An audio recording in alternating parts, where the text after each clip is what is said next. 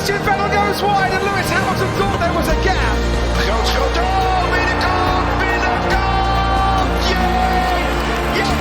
Et Leclerc en pôle, incroyable. La première pôle du pilote monégasque à 21 ans. They are double stacking because Bottas is coming into the pits as well. He's waiting and they've got this absolutely spot on. Max Verstappen afgevlagd als winnaar. Medio cuadro, ganó Hamilton, el Gran Premio Británico. 6 British Grand Prix wins.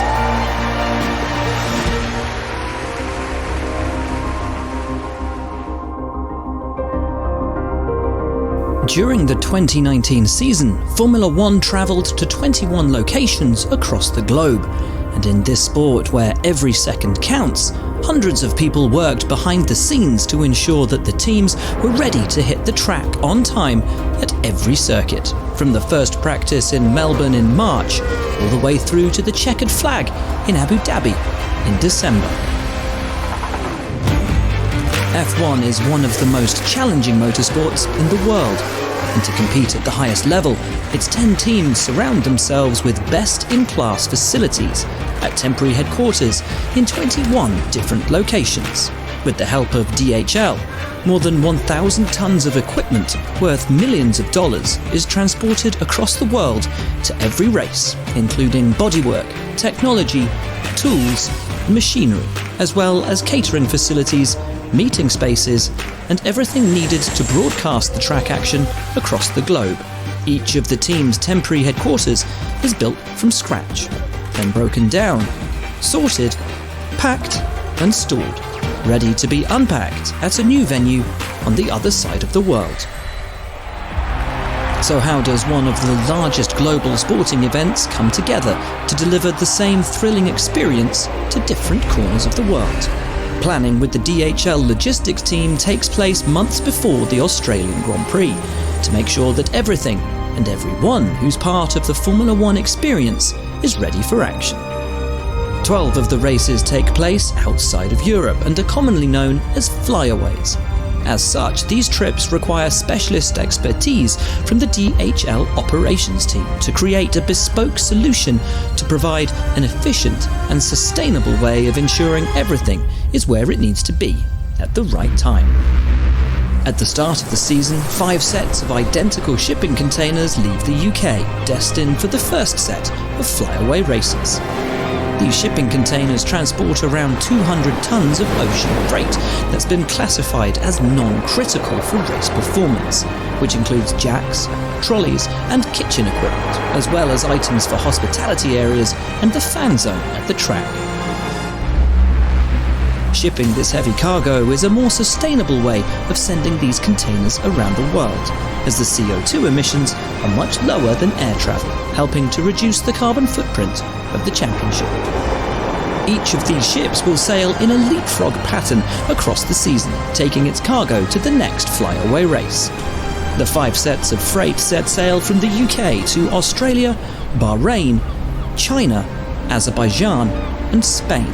The set that goes to Spain is collected from the UK and transported by road across Europe. Each set will travel to several destinations across the season, so the set that builds the Australian Grand Prix will travel on to Canada, then stop in the UK before going to Singapore, Brazil, and then back to the UK.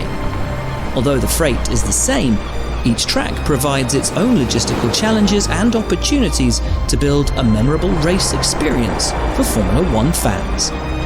As the Marina Bay circuit is on the streets of Singapore, it provides its own logistical challenges, as roads can only be closed during certain times of the day, meaning that Formula One and DHL work with the teams around the clock to bring the night race to life, as well as building the paddock area. Concrete barriers, catch fencing and temporary bridges must also be erected to create the temporary circuit. Singapore is one of 5 back-to-back races, where the races take place just 7 days apart.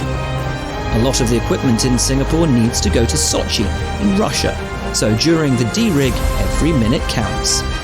Singapore famously hosts F1's night race, so the teams working on the race operation also have to switch from day shifts to night shifts. Although most freight will already be waiting in Russia, some equipment classified as critical flies with each of the 10 F1 race teams to every circuit. The label critical means that the race cannot take place without it, which includes pit stop equipment, computer servers, secure data links, and enough components to construct up to 3 F1 cars. Transporting F1 cars requires precision and care. Individual parts of the car can cost hundreds of thousands of dollars to manufacture, making it very precious cargo. To transport the cars, they are stripped down to the last components. The engine, gearbox, front and rear wings, mirrors and suspension parts are all removed and packed individually into customised cargo containers before being transported to the next race. And in the interests of fairness at flyaway races, the teams can only commence their builds once the last piece of cargo has reached the circuit. As most circuits don't have inbuilt broadcast facilities, the Formula One production crew travel from race to assist construction and then fully operate the broadcast centre, which is capable of transmitting action from 126 cameras to more than 170 territories across the globe, thanks to around 60 kilometres of cabling at every circuit. 5 days after Sebastian Vettel wins the Singapore Grand Prix, the Formula One TV broadcast centre is already up and running in Sochi, ready to televise the Russian Grand Prix to an audience of more than 500 million people worldwide. 9 of F1's races take place in Europe, and as most of the teams are based here, the cargo travels by road to the 8 mainland Europe races. The teams either transport their goods directly or through their logistics partners, which also enable fuel suppliers, TV broadcasters and hospitality providers with moving goods from A to B. Let's take a look at the construction at Silverstone in the United Kingdom, the historic circuit that hosted the first World Championship Grand Prix in 1950. Convoys of trucks will transport everything the teams need to operate during the race weekend to the Silverstone circuit. 1 week before the site is open to ticket holders, construction of the paddock begins. Over the next 5 days, 27 trucks will unload freight onto this 675 square metre site, which will be transformed into the headquarters for Formula One's Grand Prix operations. Everything from bolts to the Formula One TV broadcast centre will be transported here and powered by 40 trackside generators.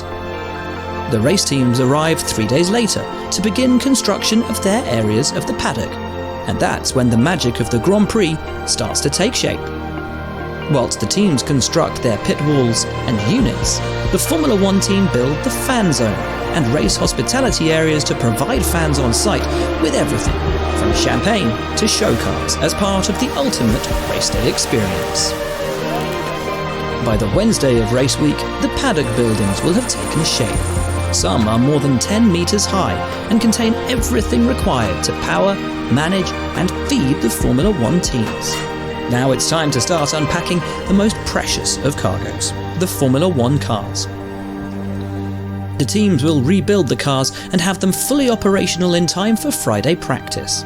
Some will even have time to deliver upgrades to their cars.